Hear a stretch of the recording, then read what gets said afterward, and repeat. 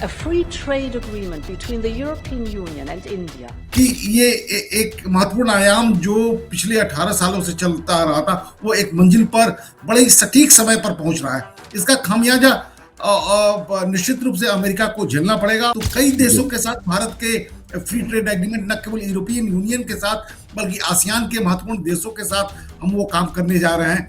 इससे ज्यादा फायदा किसको है, भारत को या यूरोपीय यूनियन को? दुनिया के तमाम देश भी इसे जानते हैं कि भारत के साथ व्यापार करना हमेशा फायदे का है। भारत की दवाइयों की कीमत 10 गुना कम है अगर हम यूरोपीय या अन्य अमेरिकी देशों से तुलना करें, क्योंकि भारत की अपनी सोच है, भारत की अपनी व्यापारिक संस्कृति है जो बाकी दुनिया के देशों के लिए अनुकरणीय है। अमेरिका ने भरपूर कोशिश की कि वो भारत के व्यापारिक मार्गों में किस तरह से अवरोध पैदा कर सकता है, भारत के व्यापार को ज्यादा कठिन किस तरीके से बनाया जा सकता है, वो हमने पिछले कई महीनों में लगातार देखा। साथ ही साथ हमने ये भी महसूस किया जिस तरीके से डोनाल्ड ट्रंप भारत पर दबाव बनाने के लिए, भारत को अपने प्रेशर में लेने के लिए जिस तरीके से दो बार 25% का जो टैरिफ का बोझ बढ़ाया, उससे भारत हालांकि आहत तो हुआ, लेकिन कहीं ना कहीं भारत ने जो है इसके वैकल्पिक रास्तों की भी तलाश शुरू कर दी। और अब कहीं जाकर के भारत और यूरोपीय यूनियन एक साथ मिलकर के अब कदम आगे बढ़ा रहे हैं। भारत और यूरोपीय यूनियन फ्री ट्रेड एग्रीमेंट की तरफ आगे बढ़ चले हैं। ऐसी संभावना जताई जा रही है कि 27 जनवरी वो तारीख होगी जब भारत अपने इस सबसे बड़े ट्रेड एग्रीमेंट पर जो है समझौता करने में कामयाब रहेगा। इस पर बातचीत करने के लिए हमारे साथ मौजूद है इस समय प्रोफेसर सतीश कुमार साहब, अंतर्राष्ट्रीय मामलों के विशेषज्ञ हैं। सर, स्वागत है आपका। इससे पहले की बातचीत को हम आगे बढ़ाएं, दर्शकों को हम ये बता देना चाहते हैं कि आखिर ये डील है क्या, ये किस तरह का एग्रीमेंट है और किस तरह से इसको लेना चाहिए हिंदुस्तान को इस समय। बिल्कुल राम, देखिए, फ्री ट्रेड एग्रीमेंट, हम ये मान लें कि अमेरिका ने जिस तरीके से टैरिफ्स की पॉलिटिक्स शुरू की ग्लोबल स्तर पर, उसके परिप्रेक्ष्य में इसको देखा जाना नहीं चाहिए, क्योंकि ये प्रोसेस यूरोपियन यूनियन भारत का एक समय सबसे बड़ा व्यापारिक केंद्र हुआ करता था, आज भी सबसे बड़ा व्यापारिक केंद्रों में से एक है। तो ये प्रोसेस तकरीबन 18 सालों से चलता आ रहा था कि फ्री ट्रेड एग्रीमेंट दोनों देशों के बीच में कई ऐसे महत्वपूर्ण आयाम हैं जो यूरोपियन यूनियन के प्रोडक्ट हैं जो भारत के मार्केट में बिकते हैं, जिसमें कार एक महत्वपूर्ण कड़ी के रूप में हम देख सकते हैं, जिस पर जो टैरिफ्स भारत में लगाया जाता है वो थोड़ा ज्यादा था, करीब 90 या 80% के, तो उसको कम कर 40% पर लाने की बात है। उसी तरीके से वाइन, जो स्विस वाइन है, और कई ऐसे तमाम महत्वपूर्ण चीजें हैं जिनके जो यूरोप में बनते हैं। और ये इसकी तो थोड़ी सी हम एनालिसिस करने से पहले मैं थोड़ा सा दर्शकों को जो है ये बता देना चाहता हूं कि 2007 से जो है भारत और यूरोपीय यूनियन इस दिशा में प्रयास कर रहे थे, लेकिन अब तक उसमें कामयाबी नहीं मिल पाई। और ऐसे क्रूशियल टाइम पे जब भारत और अमेरिका के बीच में व्यापारिक संबंध एकदम हाशिए पर चले गए हैं, ऐसे में यूरोपीय यूनियन के साथ में फ्री ट्रेड एग्रीमेंट का फाइनल होने की कगार पर पहुंचना जो है, आप इसको किस नजरिए से देखते हैं, थोड़ा सा वो आप बताएं। और ये एग्रीमेंट असल में है क्या, थोड़ा सा इस पर प्रकाश डालें आप।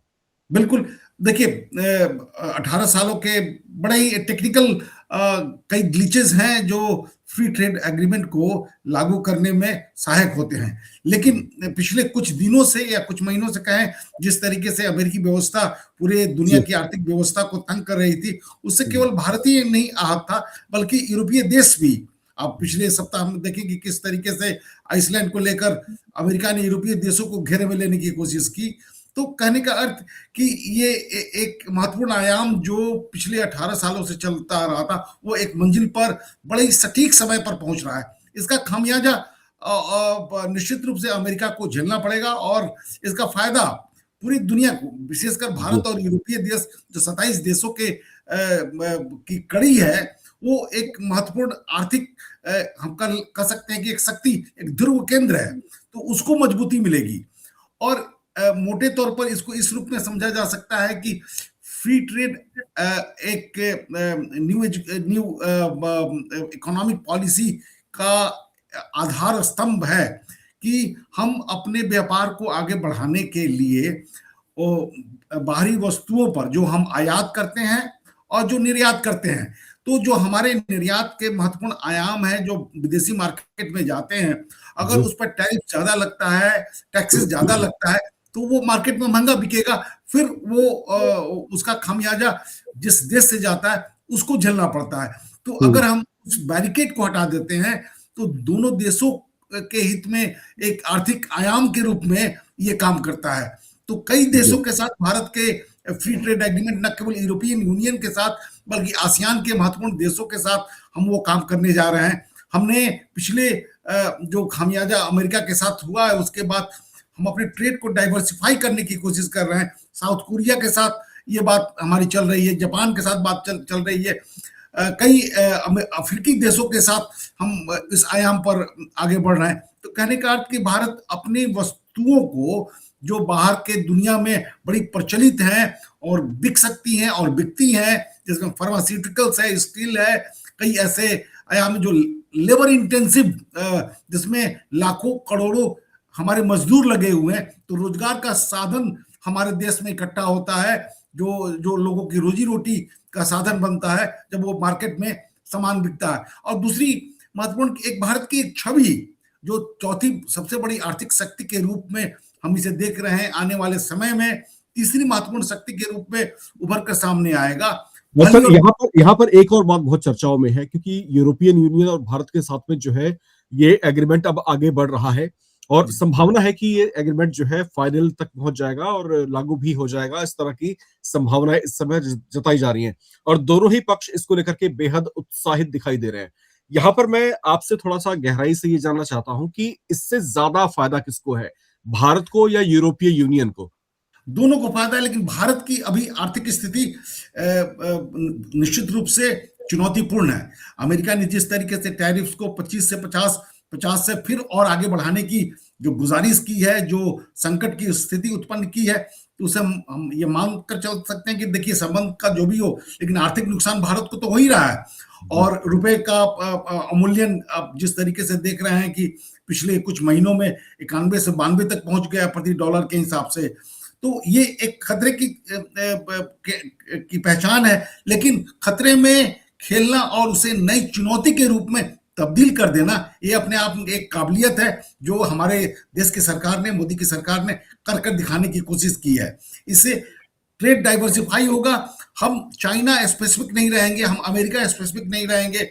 हम किसी देश से जुड़ाव का मतलब ये नहीं है कि हमारा ठहराव वहीं तक है। हम अपनी चीजों को, अपने पंख को पूरी दुनिया में विस्तारित करना चाहते हैं, जिससे कि हमारी आर्थिक स्थिति और हमारी पहचान भी।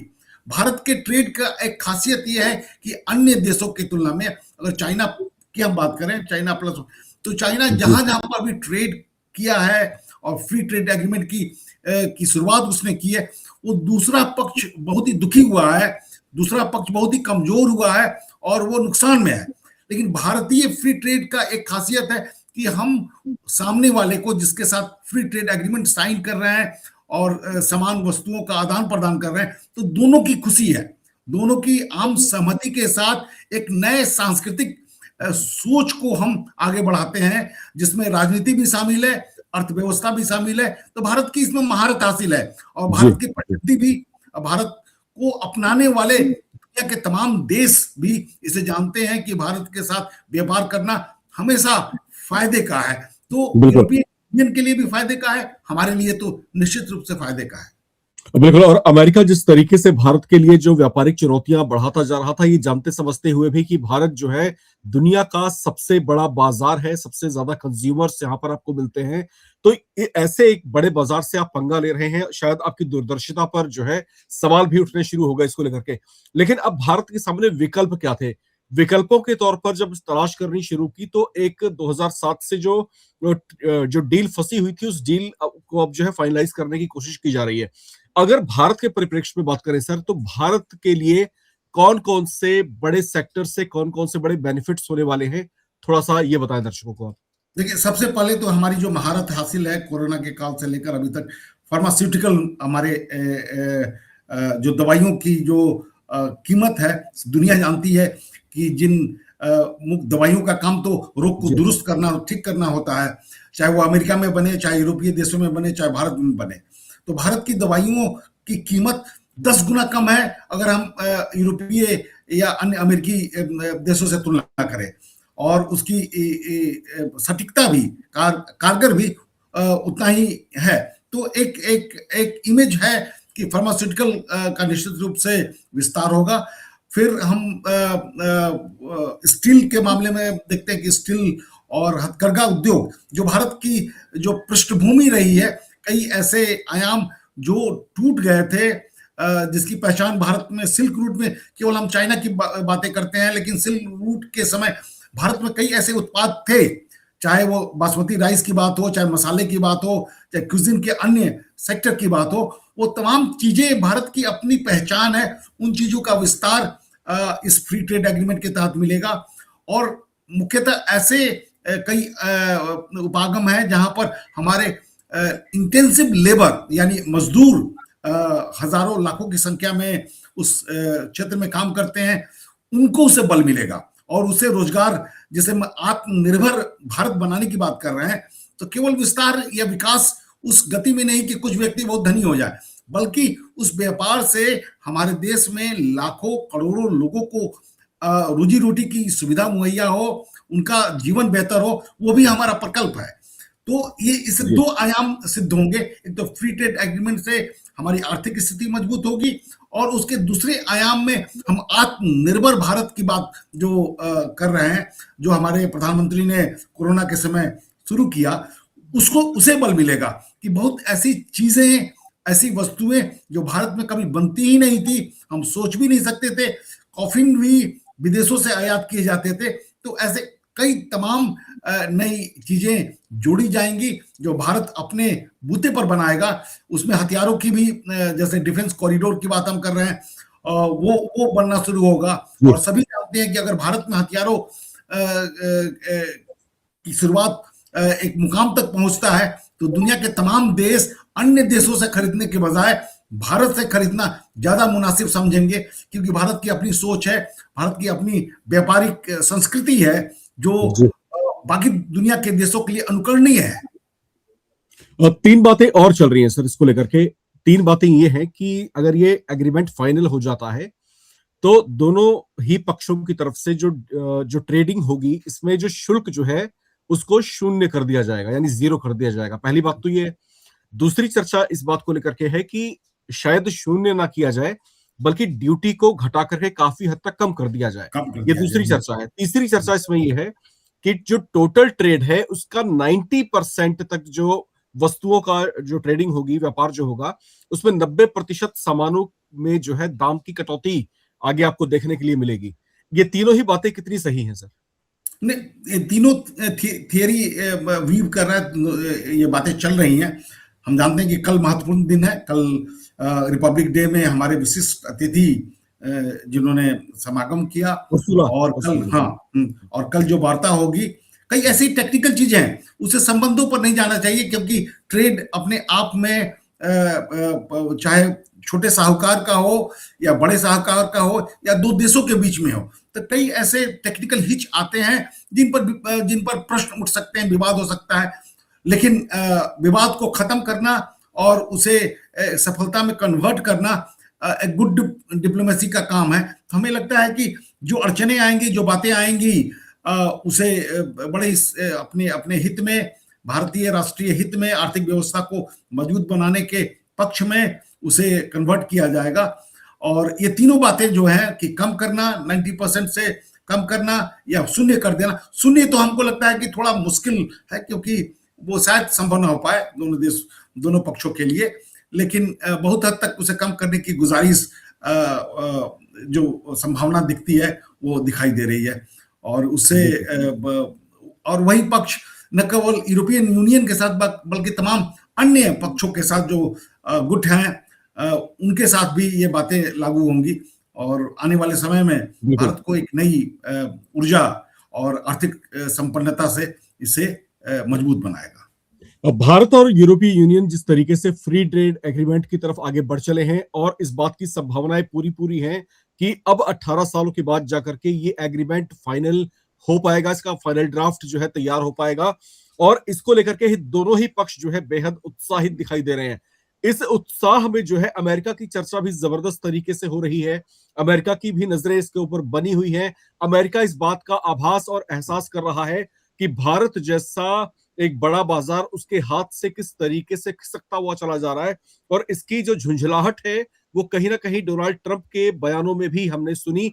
और वर्ल्ड इकोनॉमिक फोरम में जब वो संबोधन अपना दे रहे थे तो इशारों इशारों में बहुत सारी बातें भी उन्होंने कही। इसके बाद जो मीडिया ब्रीफिंग हुई वहां पर भी वो आए, उन्होंने कहा कि मोदी जो है मेरे बहुत अच्छे मित्र हैं, भारत से हमारे बहुत अच्छे ताल्लुकात रहे हैं और हम जो है आगे बेहतरीन डील करने वाले हैं। तो ये इस तरह के स्टेटमेंट आना डोनाल्ड ट्रंप की तरफ से, क्या अब उनको ये एहसास हो रहा है कि उन्होंने अब काफी कुछ लूज कर दिया है अपनी जो है शॉर्ट विजनरी की वजह से? आपको क्या लगता है सर? और अमेरिका को इससे क्या कुछ नुकसान हो सकते हैं, ये थोड़ा बताएं आप। हम बिल्कुल देखिए, अमेरिका फर्स्ट की नीति अपने आप में कोई गलत नहीं है। कोई भी राष्ट्रपति या कोई भी अपने देश का प्रधानमंत्री अपने कार्यकाल में अपने देश को आर्थिक और राजनीतिक रूप से मजबूत बनाने की कयास करता है, कोशिश करता है, उसे कोई आपत्ति नहीं होनी चाहिए। लेकिन उस परिस्थिति में अपने आप को अहम बनाना, राष्ट्र से मजबूत मतलब ज्यादा महत्वपूर्ण बनाना, अपने व्यक्तिगत ईगो को सबसे सर्वोपरि बनाना, वो दुर्भाग्यपूर्ण था जो ट्रंप की नीतियों में, ट्रंप की सोच में दिखाई दिया। हमारे प्रधानमंत्री की सोच में राष्ट्रीय हित सबसे महत्वपूर्ण है। जहां पर उनको झुकना होता है, कूटनीति का सहारा लेना होता है, कूटनीति का सहारा लेते हैं, और जहां पर बलपूर्वक अपनी बातों को रखना होता है बलपूर्वक रखते भी हैं। यानी राष्ट्र प्रथम हमारे प्रधानमंत्री की भी सोच है, लेकिन उसमें अपनी बातों को, अपने जिद को सामने नहीं लाते। तो यही भारत और अमेरिका के बीच में अंतर दिखाई देता है। और अमेरिका को निश्चित रूप से यह एहसास हुआ होगा, राष्ट्रपति डोनाल्ड ट्रंप को एहसास हुआ होगा कि चौथी बड़ी शक्ति और आने वाले समय में तीसरी बड़ी महत्वपूर्ण आर्थिक शक्ति को, मिडिल क्लास का सबसे बड़ा मार्केट, अंग्रेजी भाषा का दूसरा सबसे बड़ा देश को दरकिनार करना, इग्नोर करना, दुखी करना उनके लिए आर्थिक रूप से और राजनीतिक रूप से, सामरिक रूप से काफी भारी पड़ेगा।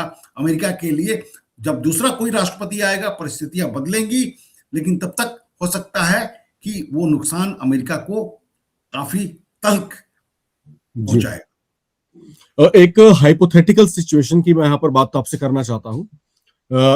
हालांकि ये बात बहुत दूर की कौड़ी कहा जा सकता है यहाँ पर। अगर ये फ्री ट्रेड एग्रीमेंट भारत और यूरोपियन यूनियन के बीच में हो जाता है तो, क्योंकि कोई भी महाशक्ति ये नहीं चाहेगी कि उसका व्यापार किसी भी तरीके से आहत हो या फिर किसी भी तरीके से उसकी इकोनॉमी पर इसका इंपैक्ट पड़े। जिस तरीके से आपने अभी चर्चा की चाइना की, कि काफी हद तक जो हम आश्रित हैं बहुत सारी चीजों के लिए चीन के ऊपर, वो जो हमारा आश्रित होना है चीन पर वो थोड़ा सा कम हो जाएगा। इसके अलावा अगर हम अमेरिका की बात करते हैं तो अमेरिका के ऊपर भी जो है हमारी जो डिपेंडेंसी है जो कई हद तक वो भी जो है काफी हद तक जो है कम हो जाएगी। तो ऐसी स्थिति में अगर चीन और अमेरिका की तरफ से कोई स्टेप लिया जाता है तो क्या कुछ नुकसान भारत को भविष्य में भुगतने पड़ सकते हैं? हालांकि सवाल थोड़ा सा हाइपोथेटिक है, लेकिन स्थितियां अगर ऐसी बनती हैं तो फिर क्या होगा सर? देखिए, चीन और अमेरिका पिछले 40 सालों में अपने आप को दुश्मन मानते हैं, और न केवल एक बार, क्लिंटन से लेकर अभी तक ओबामा तक, और ओबामा के बाद बुश से डोनाल्ड ट्रंप के कार्यकाल में जब भी चुनावी दंगल शुरू होता है और राष्ट्रपति का सम्मेलन होता है, भाषण, तो वो लोग अमेरिका को न केवल प्रतिद्वंदी मानते हैं बल्कि दुश्मन मानते हैं। लेकिन आते ही उनकी सोच, उनकी भाषा बदल जाती है, क्योंकि चीनी ट्रेड अमेरिका पर भारी पड़ रहा है। चीनी वस्तुएं अमेरिकी मार्केट में बड़ी तेजी से फैल रही हैं और वो अमेरिका को दर्द पहुंचा रहा है। तो आने वाले समय में सामरिक स्थिति को देखते हुए दोनों जो जियो इकोनॉमिक्स कहते हैं उसको अगर देखा जाए तो कई ऐसे मार्केट थे जहां पर अमेरिका का आधिपत्य हुआ करता था, उसको चीन ने छीन लिया है, चाहे अफ्रीकी महादेश हो या लैटिन अमेरिका के कई ऐसे क्षेत्र हो, यहां तक कि यूरोपीय देशों में भी, यूरोपियन के कई देशों में जो फर्स्ट ट्रेडिंग पार्टनर है वो चाइना है। तो कहने का अर्थ कि चाइना और अमेरिका एक साथ मिलकर सामने आकर जियो इकोनॉमिक्स को निर्धारित करेंगे, ऐसा लगता नहीं है। इसलिए भारत को नुकसान एक एक देश से हो सकता है, लेकिन दोनों की आम सहमति से एक ऐसा सामंजस्य बनना हमें दिखाई नहीं देता है, और दोनों की धारा भी अलग है। एक समय था जब चीन भारत के नक्शे कदम पर मल्टीलैटरलिज्म की बातचीत करता था और तमाम ग्लोबल पॉलिटिक्स और इश्यूज पर भारत के साथ नक्शे कदम पर वो चलने की कोशिश करता था, लेकिन जब आप उसकी आर्थिक शक्ति का विस्तार हुआ तो वो अपने रास्ते पर चलने की कोशिश करने लगा।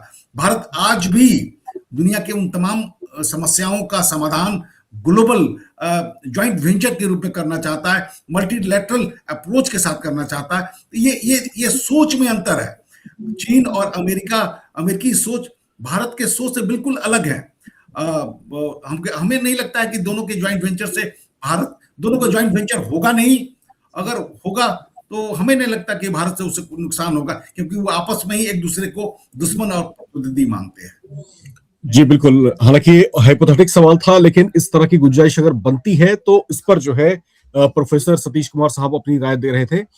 तो यहां पर जिस तरीके से अमेरिकी राष्ट्रपति डोनाल्ड ट्रंप वैश्विक जो व्यापार है उसके ऊपर आधिपत्य स्थापित करने की कोशिश कर रहे थे, जिस तरीके से अमेरिका फर्स्ट की नीति पर चलते हुए उन्होंने एक संकुचित सोच के साथ में दुनिया को एक तरह के जो है कष्ट में डालने की कोशिश की, जिस तरीके से उन्होंने टैरिफ का बोझ बढ़ाने की कोशिश की और फिर उसको अपने ही तरीके से अपनी ही एक नई परिभाषा की में जो है उसको डिफाइन भी करने की कोशिश की।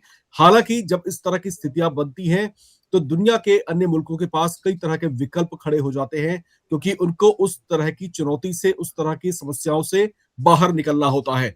भारत के सामने भी स्थितियां बहुत चुनौतीपूर्ण हो गई थी। ऐसे में भारत जो है बेहतर विकल्पों की तलाश कर रहा था। उस विकल्प के रूप में भारत के सामने यूरोपीय यूनियन जो है बाहें फैला करके खड़ा था। 2007 से ही ये प्रयास चल रहे थे कि भारत और यूरोपीय यूनियन के बीच में फ्री ट्रेड एग्रीमेंट पर बात आगे बढ़े, जो रुकी हुई थी, लेकिन अब कहीं जाकर के ये जो है फाइनल ड्राफ्ट तैयार होने के कगार पर पहुंच चुकी है।